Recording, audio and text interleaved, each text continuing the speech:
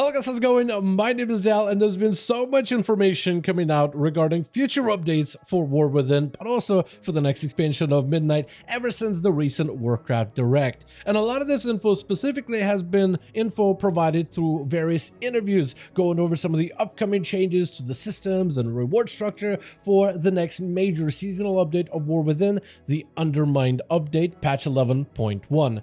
While this patch is still not over in the PTR where we can't preview it early, we do have a ton of new info coming out about it, some of the endgame content and progression within 11.1. While not a lot of info exists for Mythic Plus or raids in great detail, they did give a lot of more info regarding some of the changes they're planning for the Delves, a fledgling new form of endgame progression added as of this expansion and planned to continue to evolve throughout the entire World Soul Saga. And that's what I primarily wanted to highlight, is all of the different changes that are planned to make Delves better in 11.1. And so far, Delves had a very strong start early on, in the War Within being one of the best places to get a lot of gear early on, but many out there are looking forward as to how the system is going to evolve to be an actual part of endgame progression. As always, if you want to see more updates for War Within future patches like 11.1, be sure to follow the channel and subscribe. Otherwise, let's dive right into some of these Delve updates. So out of everything we know so far regarding 11.1, there really isn't that much info regarding endgame content just yet. There really has been very sparse info on PvP or raids, besides some of the names and some of the new locations we'll be going to. And there is now a little bit more information regarding Mythic Plus and some of the upcoming changes, though I feel like bulk of those are going to be released once 11.1 is actually on PTR. Though they did actually take quite a lot of time in a handful of interviews to give us quite a bit of info regarding how Delves are going to evolve within Season 2 content, because Delves, being of our first new mode of endgame content for this expansion, are actually going to be a part of that seasonal endgame progression. And I kind of wanted to go over some of the newer stuff that's coming out, but also give some of my personal takes as to what I would love to see with this new system going forward to really let it evolve in the best way possible. So first things first, we are going to be getting more Delves in 11.1. So we have currently 3 Delves in Khazalgar, 2 Delves in Ring Deeps, but 4 in Hollowfall, and 3 in Ashkahet. But we are getting 2 more Delves, which I assume would be in the brand new zone of the Undermine. So we'll be getting 2 new Delves, but also a variety of different variations of those Delves. So it's going to be a little bit more replayability regarding the system, but also they're looking to create new variations of existing Delves. And right now, each Delve has about 2 or 3 different rotating variations, objectives, boss enemies, and encounter types for you to cycle through every few weeks. So it's good that we're receiving a little bit more work and variety, and hopefully this means also a little bit more enemy variety, boss variety, and encounter variety, and hopefully tuning, because some classes still struggle, especially when you're fresh new level 80. Some classes really do have it much harder in Delves than others. They also made sure to let us know that a new boss encounter very similar to the Zekvir fight is going to be arriving with Season 2. So yet another challenge fight that earns your unique rewards as well as seasonal achievements. And as someone who's a big fan of challenging boss fights and challenging solo encounters, things like the Mage Tower were definitely up my alley back at Legion and everything along those likes. I'm a huge fan of the fact that they're bringing in even more boss encounters for us to delve into, especially when these encounters come with its own unique sets of rewards, and hopefully they'll continue to deliver, because the Zekvir fight, I think, really did a good job.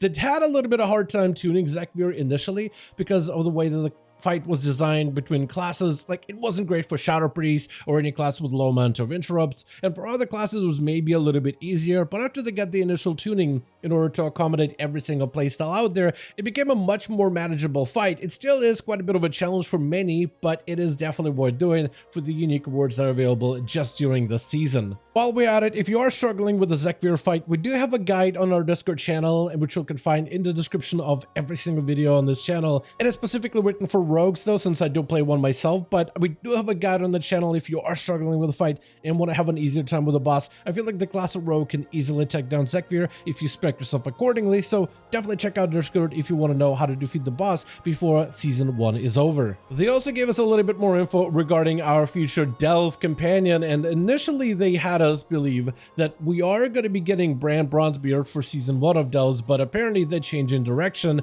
where instead of getting a new companion, somebody else to join us within Delves, Brann is going to stay our primary companion with Delves going forward for the entirety of War Within at the very bare minimum, and you'll continue to be our companion into Season 3 and maybe Season 4. I'm not really sure if we're still doing that, until Midnight. And in the expansion of Midnight is when our Delve companion will be changing out completely. However, even though that means a little bit less variety behind which companions you'll be able to run with, it doesn't mean that Brann is staying static. He is going to be getting a brand new role. Right now he could do DPS, right now he could do healing, but he is also getting a new tanking role, which is there specifically to help players that are healer spec to be able to facilitate that playstyle a little bit better. If you're a rogue or a hunter, you could use abilities like Trickster Trade or Misdirect to redirect attention to Brann as is, so you can already kind of embody a healing role or a tanking role to some degree. But as a healer, if you just want to play around the healer-based playstyle and healing a tank and playing around your healing cooldowns, having Brann go into tanking mode would allow you to be able to fully play into your specs capabilities a lot better, and they could even outfit Brann maybe with a little bit more of a crowd control-centric playstyle with a tanking role while retaining a lot of his original abilities. And hopefully we'll get a bit of a shift up with some of the curios, especially the combat curios. I think for the most part have a place on their own, but utility curios, I feel like there isn't much to play outside of Amorphous Relic. However, he will be getting new curios added with the Undermine update, but hopefully they'll go back and will adjust some of his existing curios to make sure that all of them are at least close to performance to one another and are a little bit more equal in value, because otherwise you'll be sticking around with utility curio for the rest of this expansion. Another benefit of keeping Brann instead of swapping him out is the ability to continue to level Brann now and having those levels carry over into the next season, where if you were to get a new companion, I imagine you would have to re-level them all over again. But I still would like to hear your guys' thoughts. Would you like to keep Brann and all of his different voice lines, or would you rather get a full different companion instead, even if you had to level one from scratch? Now, outside of this, they also gave us a bit more information regarding seasonal delves as well as seasonal gear rewards when it comes to delves. Right now, as you complete your delves, and there's a good chance you already have this completed by now if you play pretty regularly, the Delver's Journey is going to be adjusting and changing with Season 2. And as you get through the Delver's Journey, you'll be able to unlock all of the different ways to customize your Delver's original mount, some of the different toys and cosmetics, but also the ability to start purchasing a bunch of items such as Delve Keys from Sir Finley Merleton for 50% discount from the Delve currency. Delves also do have special unique seasonal rewards as well, and hopefully all of these will be rotating, but we'll have a better idea whether they will or won't be by the time we hit the PTR realms. But I would like to also see a refresher with Merleton's in terms of their inventory. I think keeping keys on here is perfectly fine. Being able to trade out the Delve currency of Undercoin onto something more usable within other forms of endgame content, I think is perfectly fine too. But the gadget gear for alts, I feel like that could be probably amped up a little bit. That 580 item level is a nice start, but it would be better if you could start with maybe a veteran track gear, because that'll be much easier to outfit and gear all of your alts. I also personally would love to see some of the Delve trinkets, which are not always powerful, but for some classes they can be quite potent, can be quite part of your best in slot. I would like to see some of those Delve unique trinkets on the vendor at the very bare minimum, because most of the times Delve items are not that strong, or they're decent at the very bare least, but some of those trinkets can actually be better than endgame trinkets from raids and dungeons, depending on the class, depending on the spec. And I think the bad luck protection on gear is a good thing. Being able to, let's say if you just can't luck out and get an item on hero track, at least getting it on champion track as your best in slot item would be better than nothing at all. Besides this, also discuss some of the ways that we gear through delves and how that's going to be improving. And I think delves for the most part have been really solid when it comes to gear progression, especially in a brand new character, and the amount of champion track items you can get from tier 8s for the time spent is incredibly good. I actually would prefer, whenever I have a brand new character that I'm still gearing out, to jump into delves as soon as possible instead of doing a +2 and a +4 Mythic Plus dungeon. And being able to get hero track gear from the weekly vault as well from delves has also been good, and that is something they want to continue going forward in terms of being able to get competitive gear from delves overall. But in this interview, they also mentioned how they're not sure about giving players rewards above hero track from delves specifically, as that could potentially undermine the motivations of players having to group up and do some of the more higher difficulty Mythic Plus dungeons or some of the higher difficulty raid content. The way that I look at it though, some players don't enjoy solo, but I still agree that there needs to be some sort of a balance between group content and solo content. And ideally, I'd like to live in a world where one of them should not feel more appealing than the other. So some kind of a balance does need to be stricken between Mythic Plus dungeons, raids, and delves. However, I don't think right now there is much of a balance. I think delves are great at getting early champion track gear because they have a guaranteed item that you can get, but dungeons and raids are much better for crests and currencies in order to upgrade existing gear. And that's part of the main philosophy as to why they wanted to add crests and valor stones and upgrade currency in the first place. Specifically when it comes to getting the crest to upgrade champ track items, but even worse, hero track items, which delves have had a bit of a sore spot that could be fixed in Season 2. However, based on even some of the 11.1 interviews, they even talked about crests in their own category of discussion. For the most part, they're happy with the crest system, and I think it's a decent system of giving players a chance or a path of being able to upgrade some of the best in slot items. Even if you don't get an item from a dungeon, like at the end of a run, you still get the currency to upgrade your existing gear, so it feels like you're constantly moving forward when it comes to progression, which I personally agree with. I think it's perfectly fine to have something like this because you're progressing either way for the time spent within that instance, even if you don't get a specific item. However, right now that doesn't really apply for delves. Exactly. Sometimes you do a delve. However, that mentality right now just doesn't apply to delves in the same way. Because sometimes you do a delve and let's say you're just trying to fish for gear. Maybe you'll get a really good champion track item. Maybe you don't. And in some cases, you're just trying to see if you can get one of those bountiful maps in order to get hero track gear for some upgrades. And that really comes down to RNG within delves. But no matter how many delves you do, you don't really get nearly as many crests when it comes to the currency in order to be able to upgrade what you're wearing, compared to if you were to do a couple of +4 dungeons in order to get all of the items needed, both valor stones and crests, in order to really rapidly upgrade all of your current items. And their plan right now for 11.1 is to try to make crests as a currency a bit more intuitive, where it encourages players to do some of the more challenging content to get rewarded. And I think that could be an opportunity to potentially do something with tier 9, 10, and even tier 11 delve difficulties. Because I feel like they do have those difficulties that are optional, but there could also be some untapped potential for players to be able to get more currencies from some of the more difficult content of delves in order to make sure that their time spent within those delves is awarded appropriately.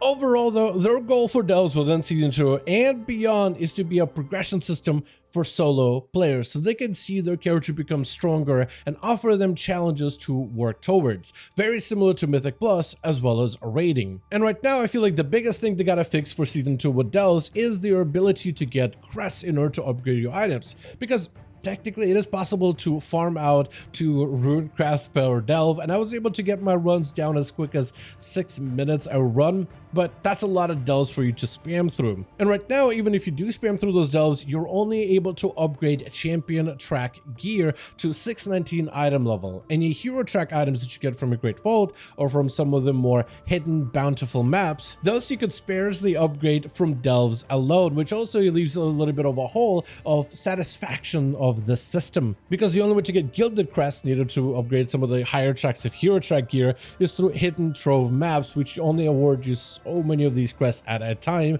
or potentially at chance as Zekvir encounter within your delve, which is very RNG of an encounter. So you have about 26 minutes to run a dungeon, and whether you get items or not, you still get 12 crests plus valor from that dungeon.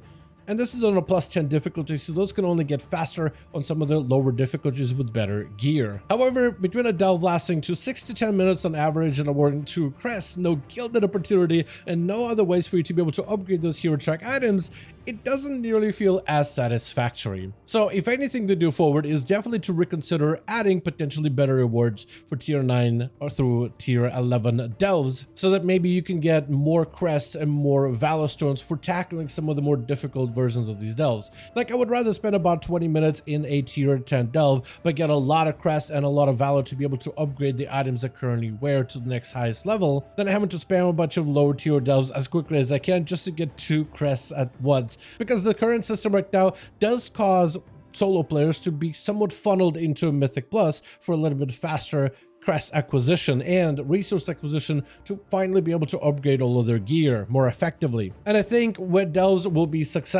And I think what will make delves really successful going forward is to be able to get gear from delves alone, to be able to effectively and efficiently upgrade that gear from doing delves alone, to be able to focus in on delves and create a fairly powerful character with full hero track items upgraded all the way to the highest possible item levels, I think would be the bare minimum that the system would need, where you're able to enjoy the content that you prefer without really necessarily having to step a foot in other content, which is something you could already do when you're just raiding or when you're just doing Mythic Plus dungeons. So this is why I definitely hope they explore tier 9, 10, 11 tier delves in order to make the system a little bit better when it comes to some of those gaps that you do not receive right now within Mythic Plus or raiding.